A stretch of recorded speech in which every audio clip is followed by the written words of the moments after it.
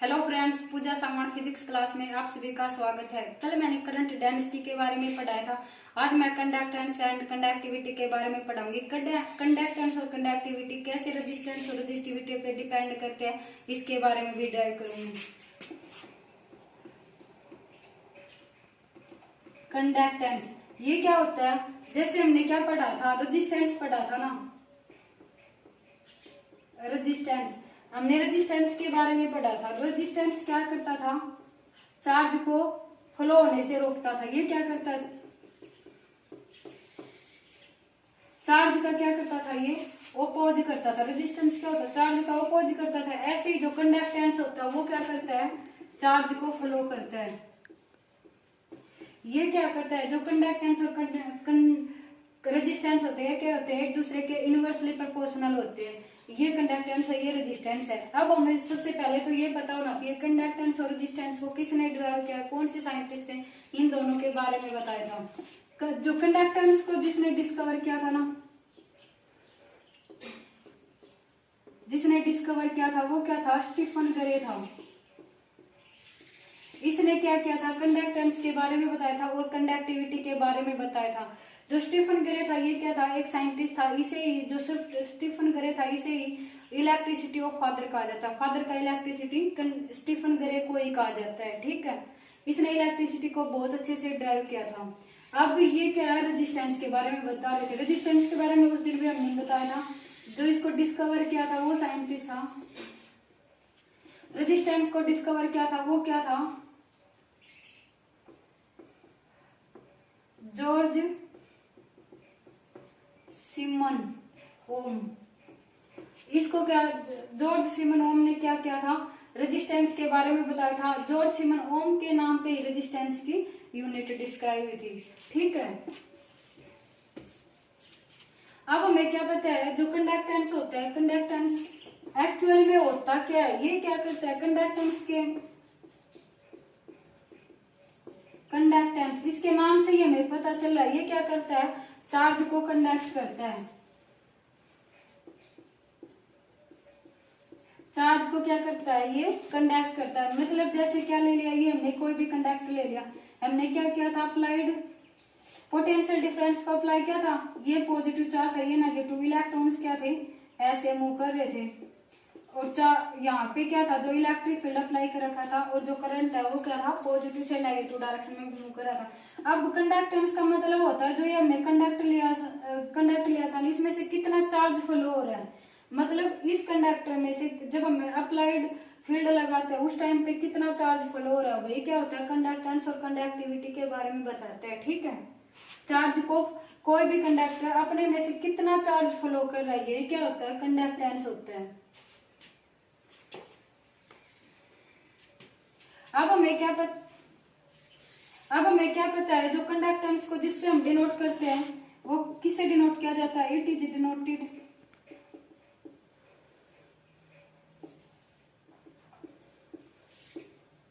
इसको क्या किया जाता है?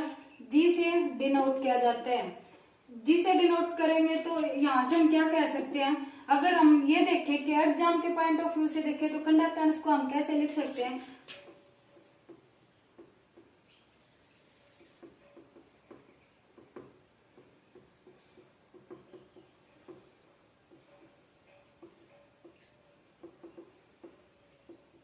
जो कंडक्टेंस होता है वो क्या होता है? रेजिस्टेंस का रेसिप्रोकल होता है।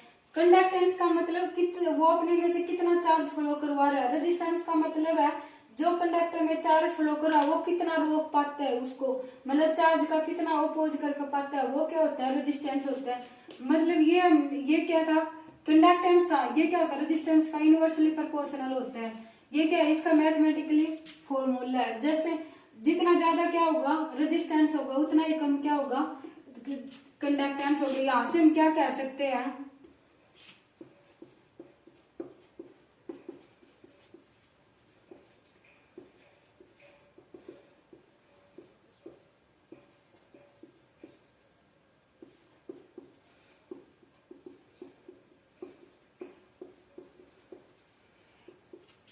यहाँ से हम क्या कह सकते हैं? जब हम रेजिस्टेंस को इंक्रीज करेंगे ना तो इसकी कंडक्टेंस की वैल्यू क्या होती जाएगी?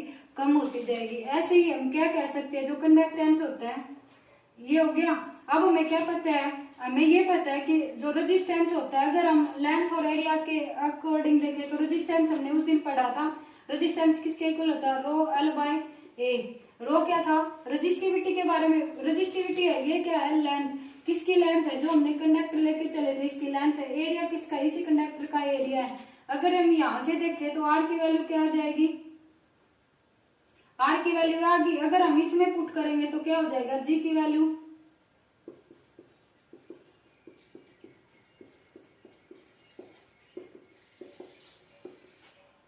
ये फर्स्ट इक्वेशन वाली, फर्स्ट इक्वेशन में आर की वैल्यू पुट करेंगे तो ये क्या हो जाएगा, रो एल बाई ए। ये वैल्यू होगी, ए की वैल्यू क्या हो जाएगी, ऊपर चली जाएगी, तो ए रो एल।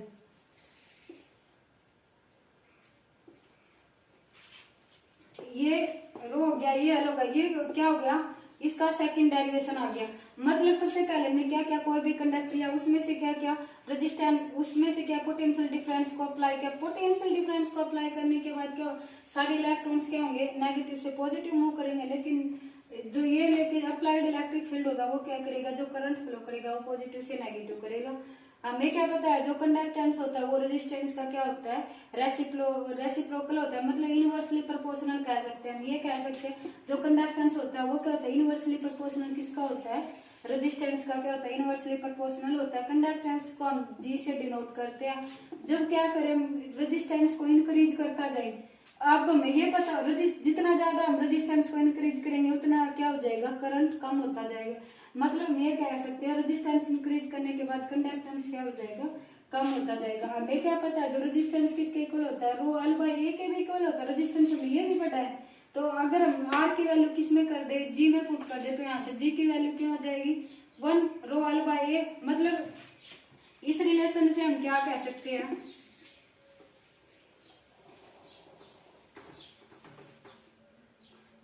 इसी रिलेशन से हम क्या कह सकते हैं, जी किसके इक्वल है, ए रो बाई एल। तो हम क्या कह सकते हैं, जो जी होता है वो डायरेक्टली प्रोपोर्शनल किसके हो गया, area of cross section.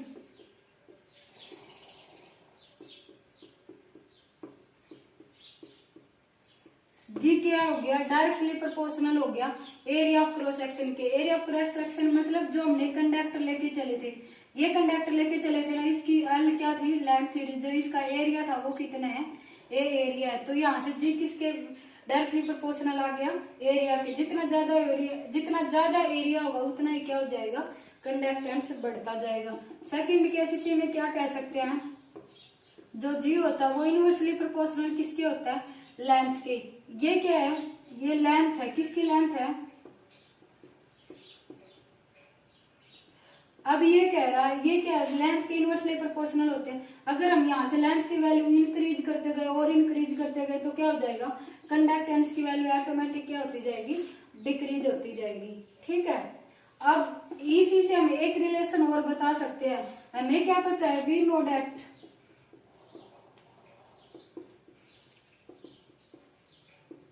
Ohms law के बारे में पता है, V इज इक्वल टू किसके इक्वल होता है, आई आर। ये क्या था, पोटेंशियल डिफरेंस था। आई क्या था, करंट था। आर क्या है, रेजिस्टेंस है। अगर हम आर की वैल्यू निकाले तो क्या आ जाएगी, V बाई आर आ जाएगी। अगर V बाई आर, अब हम क्या करें, put the value of are.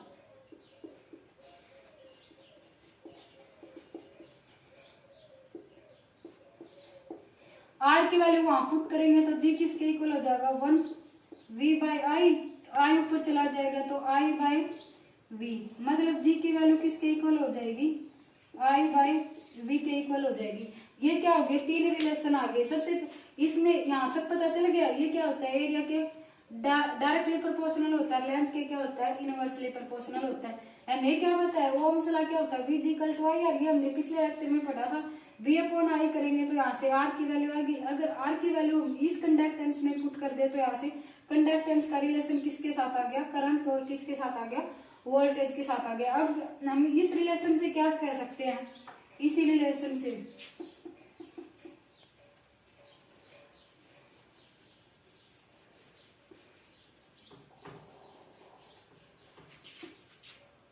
अब देखो जी किसके इक्वल आ गया, आई बाय वी आ गया। इस रिलेशन से हम क्या कह सकते हैं, जो जी है वो डायरेक्टली प्रोपोर्शनल किसके है, करंट के है। मतलब जितना ज्यादा करंट इंक्रीज होता जाएगा उतना ही क्या हो जाएगा, कंडक्टेंस क्या है, इंक्रीज होता जाएगा। समझ आ गया। अगर हम करंट को इंक्रीज करेंगे तो कंडक्टेंस क्या होगा, इंक्रीज होता जाएगा। सेकंड रिलेशन क्या था, जी क्या है, इनवर्सली प्रोपोर्शनल किसके है, वी के है।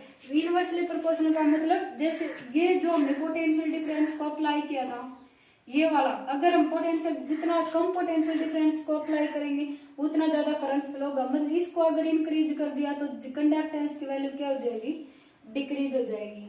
ठीक है, अब हम क्या पढ़ेंगे, ये तो था कंडक्टेंस के बारे में। कंडक्टेंस के बारे ये यहां से समझ आ गया कंडक्टेंस के बारे में। अब हम क्या पढ़ेंगे, कंडक्टिविटी के बारे में पढ़ेंगे। कंडक्टिविटी एक्चुअल में होता क्या है, सबसे पहले तो हमें ये पता होना चाहिए कंडक्टिविटी होता है क्या है, और इसको डिस्कवर किसने किया था। जो कंडक्टिविटी को डिस्कवर किया था, कंडक्टिविटी को किसने डिस्कवर किया था, स्टीफन गरे ने डिस्कवर किया था। स्टीफन गरे ने डिस्कवर किया था। इसी साइंटिस्ट को क्या था, कोपले मेडल मिला हुआ था। इसी स्टीफन गरे को एक कोपले मेडल मिला हुआ था साइंस में। इसने क्या, इसी को इलेक्ट्रिसिटी का दाता भी कहा जाता है। ठीक है, उसके बाद हमने कंडक्टिविटी के, ये हो गया डिस्कवर किसने किया था। फिर सेकंड पॉइंट अगर हम करें तो कंडक्टिविटी को हम किससे डिनोट करते हैं, कंडक्टिविटी को जिससे डिनोट किया जाता है वो क्या है, सिग्मा। कंडक्टिविटी को हम क्या कर सकते हैं, सिग्मा से डिनोट कर सकते हैं। अब हमें अगर मैथमेटिकली देखिए, अगर एग्जाम के अकॉर्डिंग देखें तो क्या होता है, जो कंडक्टिविटी होती है वो क्या होता है, रेसिप्रोकल होती है।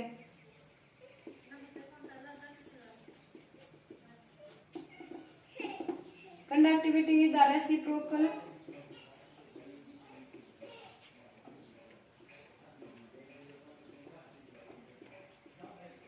कंडक्टिविटी क्या है, कंडक्टिविटी रेसिप्रोकल होती है किसकी, रजिस्टिविटी। जो हमारे पास रजिस्टिविटी है, रजिस्टिविटी को हम किससे डिनोट करते हैं, रो से।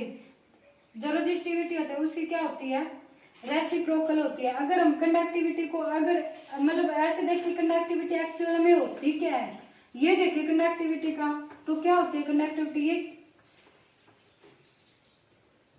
अगर एक्चुअल में देखें तो कंडक्टिविटी क्या होती है, एक प्रॉपर्टी होती है।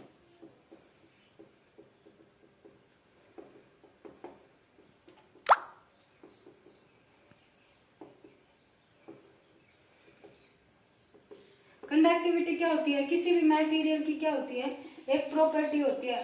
कंडक्टिविटी ये क्या होता है, एबिलिटी के बारे में बताती है।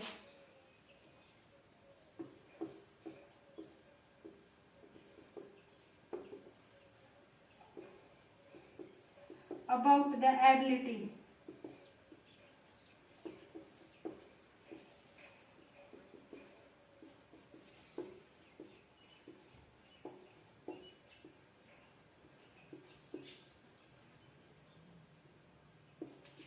जो कंडक्टिविटी होती है वो क्या होता है, किसी भी कोई भी हमने कंडक्टर ले लिया, उसकी उसमें से कितना करंट फ्लो कर रहा है, उसकी क्या है, एबिलिटी के बारे में बताते हैं। ठीक है, कंडक्टिविटी हमें ये पता है कि रेसिप्रोकल होती है। तो जो कंडक्टिविटी को डिनोट किससे करते हैं,